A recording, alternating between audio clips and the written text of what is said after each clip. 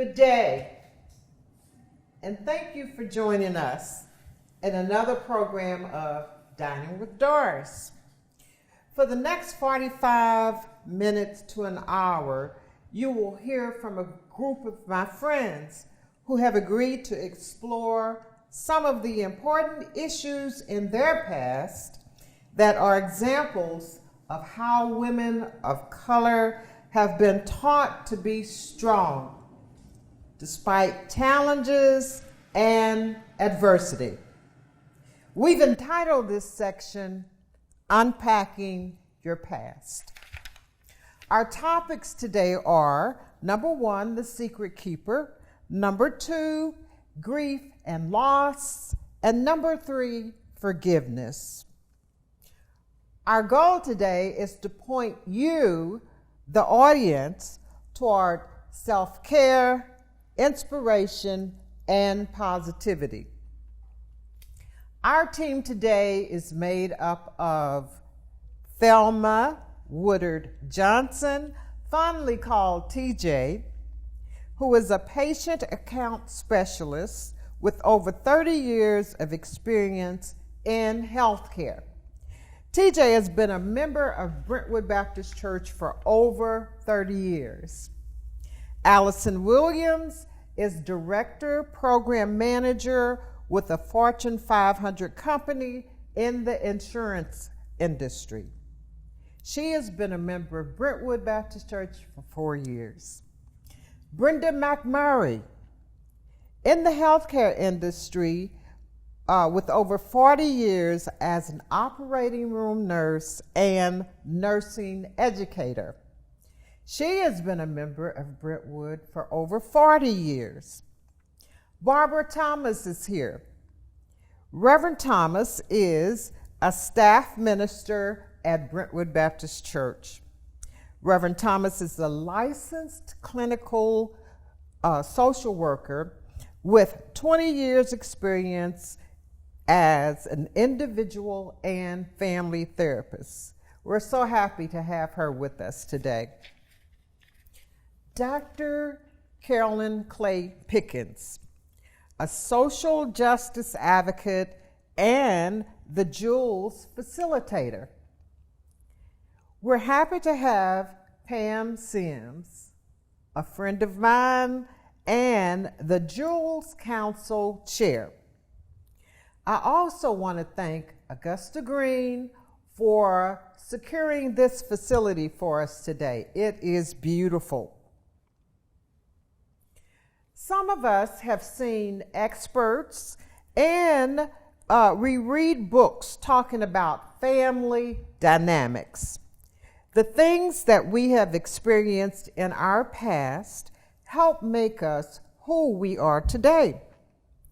The experts say that relationship with mom, dad, or siblings influences who we are as adults. Recently, the Brentwood Baptist Church Book Club completed the book Finding Me by Viola Davis. Mrs. Davis and our speakers today should be applauded for their bravery, honesty, and transparency. Today, our first speaker is TJ. TJ will tell us about being the secret keeper. Hello, TJ. Hello, thank you so much for having me here today. As you know, with secret keeping, we learn that at a very early age as children. Children are very impressionable and they believe everything that we tell them.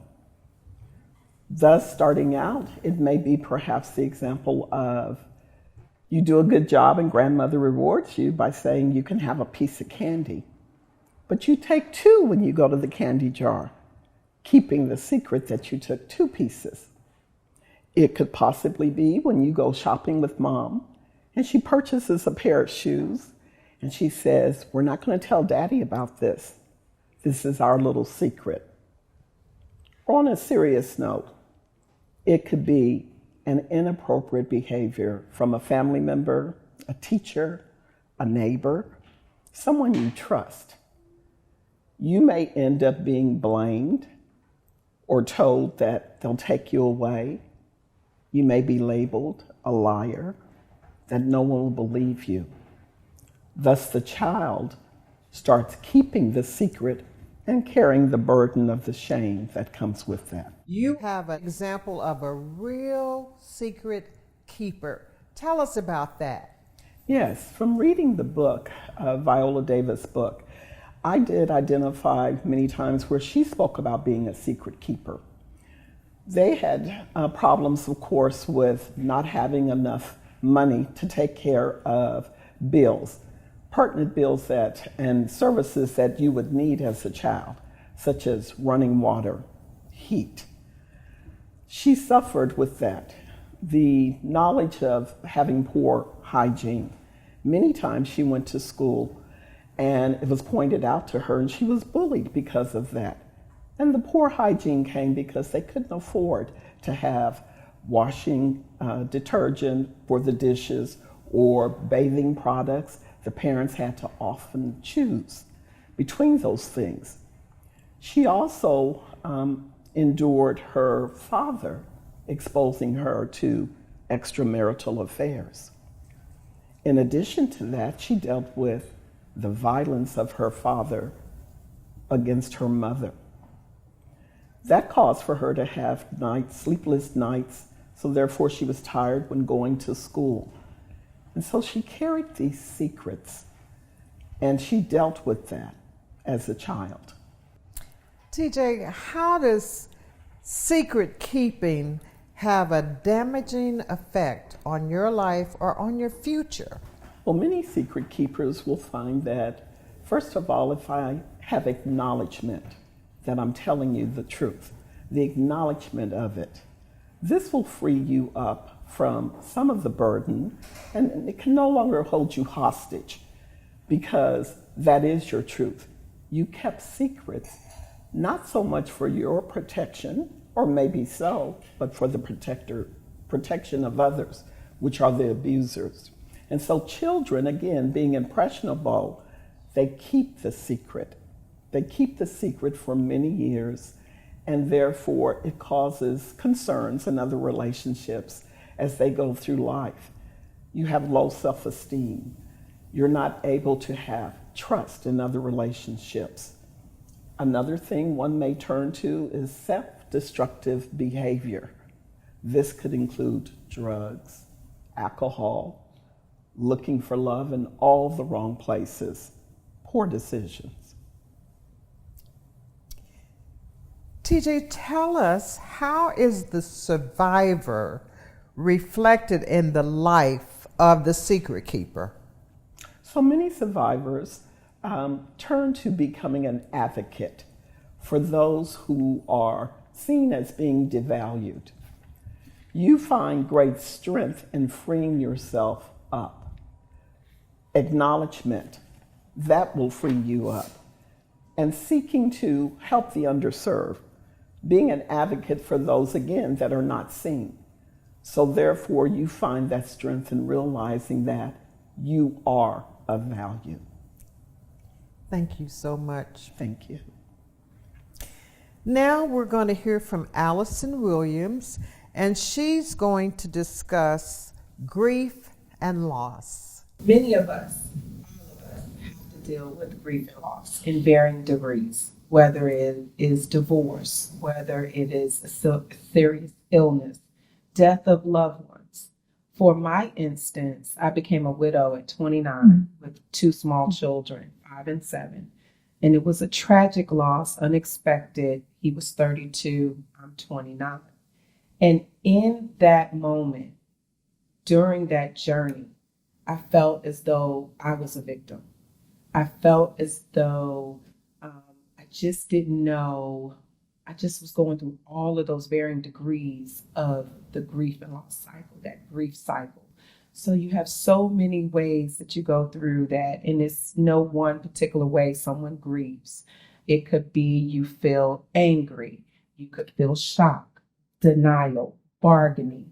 You feel a sense of just complete depression, or even you get to that place of hope and acceptance, hopefully. But it's so many different ways, and there's not one particular way. I will tell you, as an African American woman, we really do get that training. It's ingrained of us to fight, to push on. No matter the circumstances, you have to get up.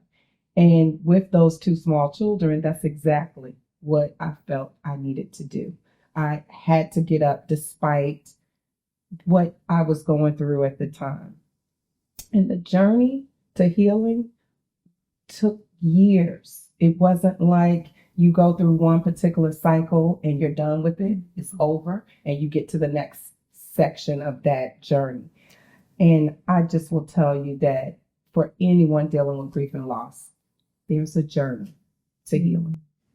Loss can have such a damaging effect on our lives. Can you talk more about that? I can. You may feel bitter. You may feel angry as you look at why, questioning why something happened. Why would this happen to me? Why did I lose that person? Why did I lose my job? Why? You also could feel like you're losing faith. You could feel like, but I do all of these things. So why did this happen to me? Maybe I wasn't doing what I needed to do. You could feel lonely. Mm-hmm. You could feel like this person, if it's a death of a loved one, and maybe that person called you every day, or was your spouse, or was your best friend. You could feel that sense of loneliness and not know that you're on that journey to healing. And lastly, even feeling helpless. Mm-hmm. Like, well, if that happened to them, that could be me next. Or what do I do? How do I help the family members if it was a loved one? Nieces, nephews, cousins, brothers. So it's just a lot of effects along your journey that you have to consider, but just know it's a journey. Okay. Thank you, Allison. Allison, I know that all of us are anxious to hear examples of how to survive, some examples of how to survive grief and loss. Absolutely. For me, I'll take you down my personal journey, and it was having faith. It was really understanding, trusting, and believing that God is with you on your journey. Praise and worship. Just if I couldn't do anything else, I'd listen to every bit of praise and worship music I could to just instill in me, pour into my spirit along the way. But also refusing to believe that I'm going to stay a victim or that I am a victim of whatever the situation was. And goal setting for myself. Pushing through, but leaning into faith, but understanding I'm here for a purpose. And I'm going to lean into that purpose. I'm going to identify it and lean into that. And then realizing that it's okay to be vulnerable and ask for support and help. So lean into my sisterhood, sisters, friends, family network, and any other support system. Thank you so much, Allison. Such helpful information. Thank you so much. Brenda McMurray. Yes. Brenda's going to talk to us about forgiveness. Thank you, Sister Doris. We've all been down the road of hurt, pain, and a lot of times we don't know what to do with it. And first of all, we must admit that we have been hurt or that there is a deep pain that's occurred to us. Then secondly, we need to look at the direction. Was this from family members? Was this from a spouse? Your children even can cause these types of pain and anger in your system. Then you must realize that even a loss, as Sister Allison alluded to, the loss of a loved one, all of these things can cause hurt and pain. Even sometimes, and myself, working on the job, you've worked hard, you've studied hard for this special position, and you know that this position is going to be the answer to everything. And what happens? It falls through. And you wonder why. You get angry. You wonder why. Why didn't I get it? Well, I did all the right things, like Sister Allison alluded to. You've done everything that you're supposed to do, but it evades you. You have to remember, forgiveness is a choice. It's something that you have to decide that you want to make. And what you're doing at that point is releasing the other person who may not even know that you're angry, you're hurt, you're upset because of what they did or what occurred in your life. And you have to learn to move forward. Thanks, Brenda. Brenda, how does unforgiveness have a damaging effect on your life? Damaging effect on your life from unforgiveness, it holds you hostage. You can no longer move forward or try to improve yourself or your situation. You are woe is me. You don't allow other good things to come in your life. You become a loner. You throw yourself into your work so you don't have to deal with anyone else or help coming from anyone else. Your self-esteem becomes very low. You think you're not worthy of what you try to develop or try to get in your life, or you're not worthy of the next person. So therefore you don't try to, you become bitter. You isolate yourself, as I said earlier. You keep yourself from around your friends, your family.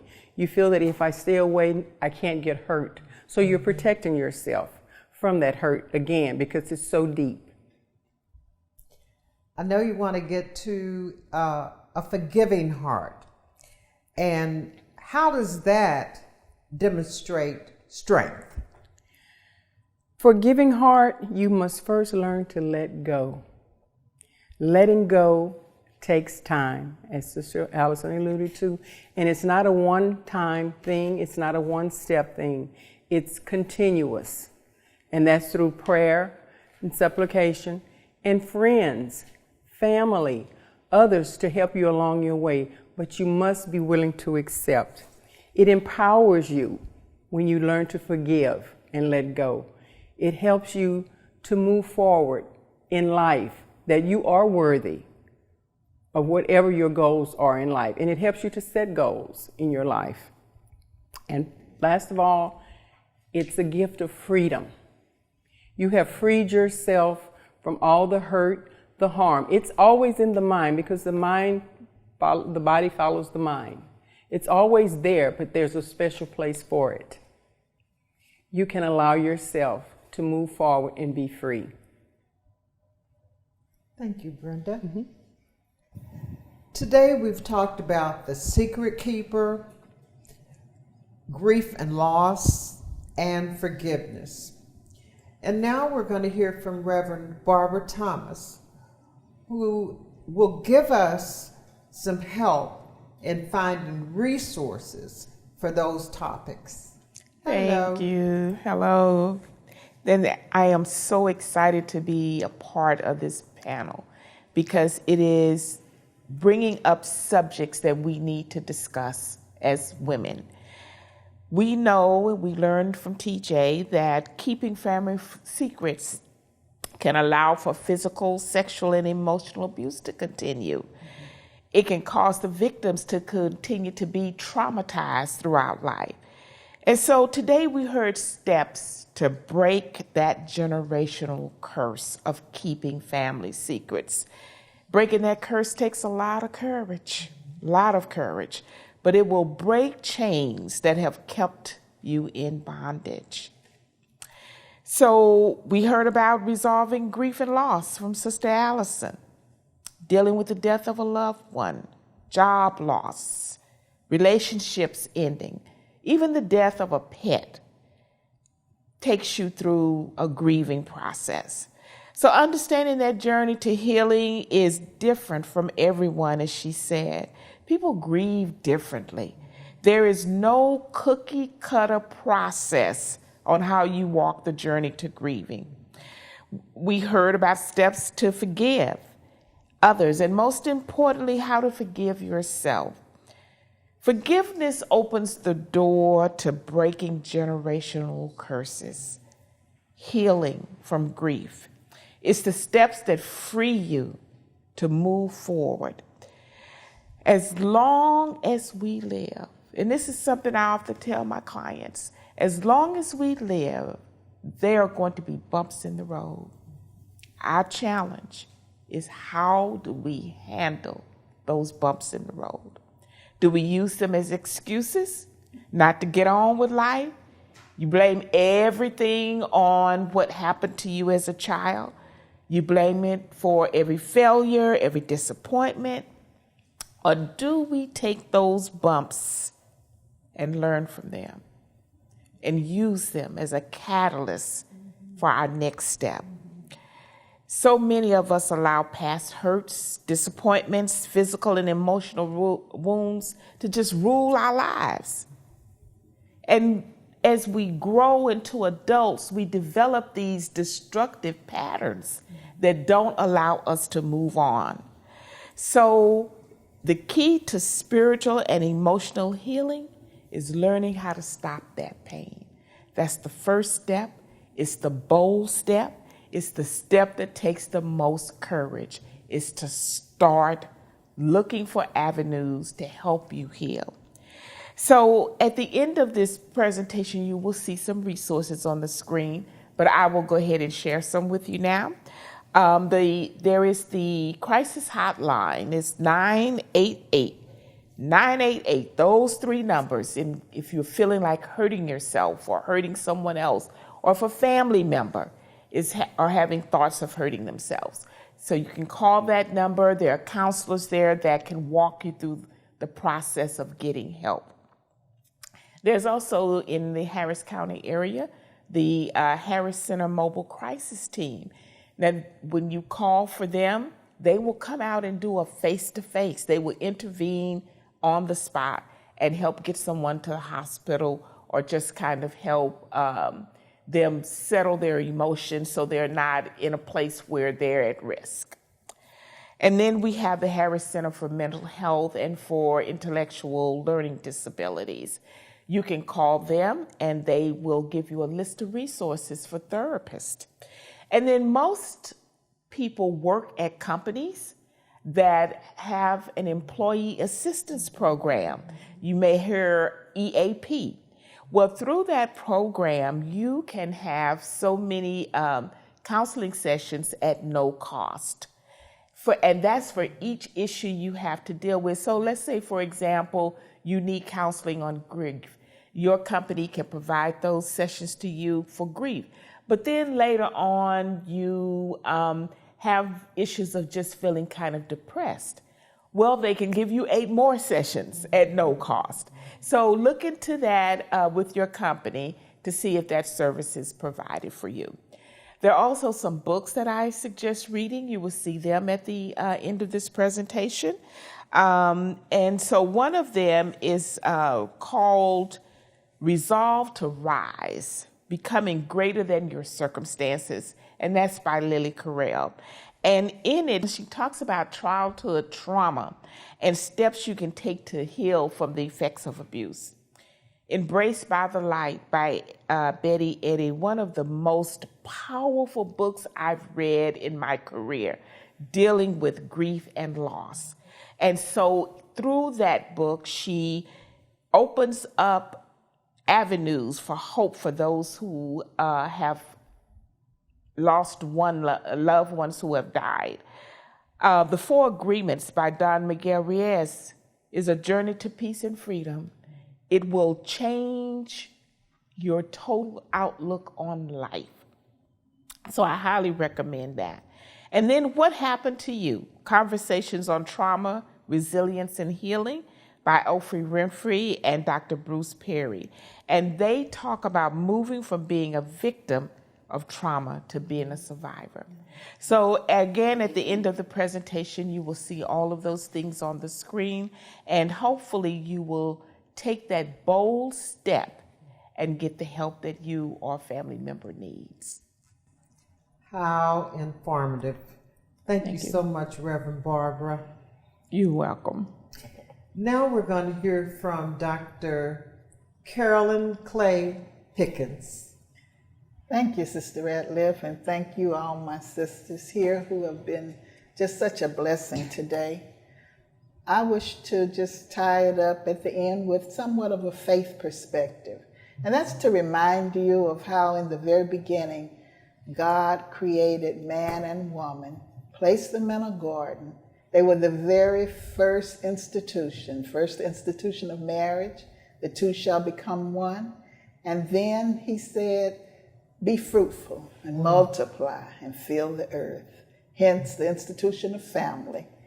With this, today we have heard firsthand from revelations about the dynamics of family in the forms of stories shared by a family's secret keeper, by a survivor pierced by the loss of a spouse, and then by a family member who wishes to extend her forgiveness in the face of hurt.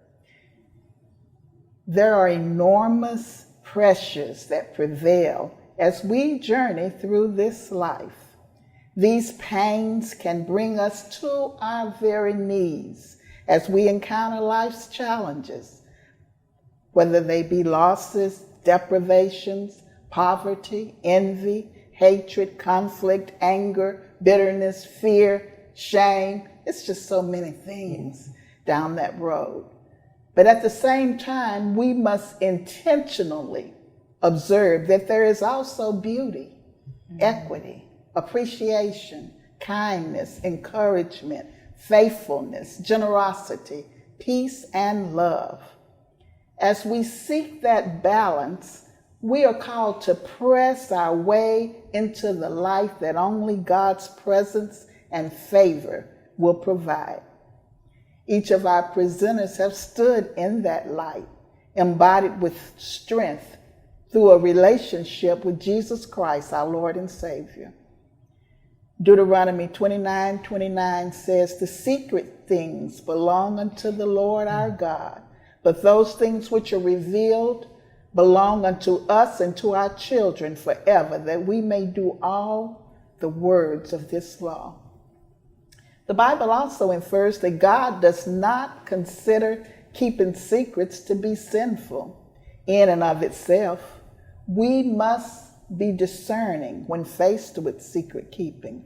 There are some things that people should know, and there are some things they should not. God's concern is how secrets are used, whether to protect others or to hurt them. It's all about the motivation. When we desire healing in our lives, we cannot help but remember that Jesus shed his blood on the cross so that our sins could be forgiven. To be forgiven means to forgive. And Brenda talks so beautifully about forgiving. We must forgive others. We must forgive ourselves. And above all, we must love God, ourselves, and others. And so we talk today about self-care. Self-care is just the byproduct of that love that you feel for yourselves. God is love, and he so loved the world, he wants us to embrace the fact that our weaknesses, no matter what they are made perfect in his strength. So what do I say today? Unpack your past. But be clear.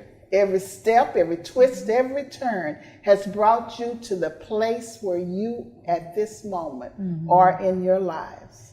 God has not brought you this far to leave you. Trust God, shine, let your light shine, and thrive. Unpack your past. Thank you so much.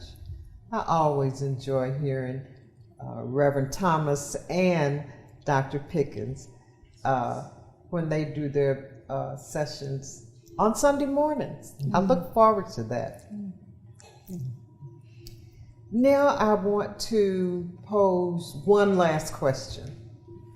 and that is based on what we've experienced in our lives, the things that we've been through. I remember as a little girl not hearing the word love. And so that word became important to me. So the last question is, what would you tell your younger self? And when I thought about it, I thought, well, I'd say you're going to experience the awe and joy of receiving love. Don't rush it. Be confident. You are enough. Let's get into that question further. What would you tell your younger self? And we're going to begin with TJ. That's an amazing question. Thank you so much. I think it's important that my younger self realizes that it was not your fault, that you were put in an inappropriate position to keep a secret. But you are going to do amazing things, that you are seen, you are valued. You're going to become such an advocate for other people who have not been seen and not been valued. Never give up. Never give up. Thank you, TJ, and thank you for participating today. Thank you for having me. Next, we have Allison. Allison, what would you tell your younger self? I love this question. I would hug her. That would be the very first thing I would do. And I would say to her that you are a fighter. You are loved. God loves you. That passion that you have for helping others, keep it. It will serve you well. Let praise continue in your mouth. Trust God, and your journey will be amazing. Allison, thank you so much for today. I appreciate your hard work. Now, Brenda. Brenda, what would you tell your younger self? I would let that little girl know that you will become an amazing, wonderful human being because you care about others. And you allowed that part of you that forgiveness was needed. And you've learned to forgive. And you have been more instrumental in others' lives to teach them about forgiveness as well. And that you will go on to do amazing things. Thank you. Brenda, thank you. Your passion and devotion to that subject has been so helpful. I appreciate it. Thank you. You're more than welcome. Next, we're going to hear from the chair of the Jules Committee, my friend, Pam Sims. Well, thank you, Mrs. Radler. I am fortunate that I have a younger self in my daughter, and she's embarking on her new life, and she has a lot of questions. And so I've had the opportunity to share with her and just say, you will be okay. Take every moment, be present, and know that live a life of gratitude. Don't worry about what the future holds because God's got it. And just know that you got time. You don't have to rush to do anything. You come from a long line of strong women, and you will be even stronger than we are.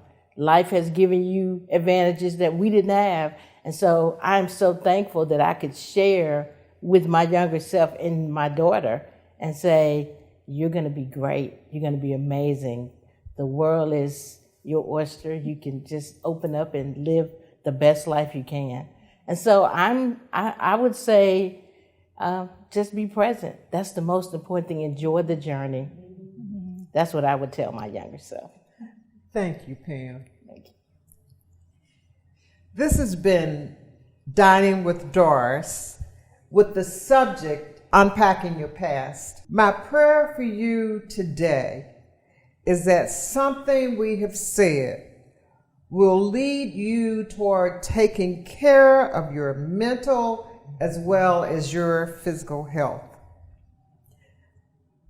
After you do that, I encourage you to demonstrate the strong, positive, powerful, beautiful women that you are.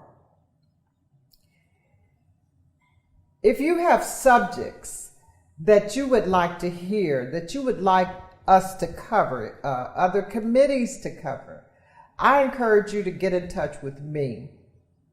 We are interested in serving you. We are interested in helping you. So if we can help, if we can service you, please let me know. Thank you, and I look forward to another session in the future with Dining with Doris. Thank you.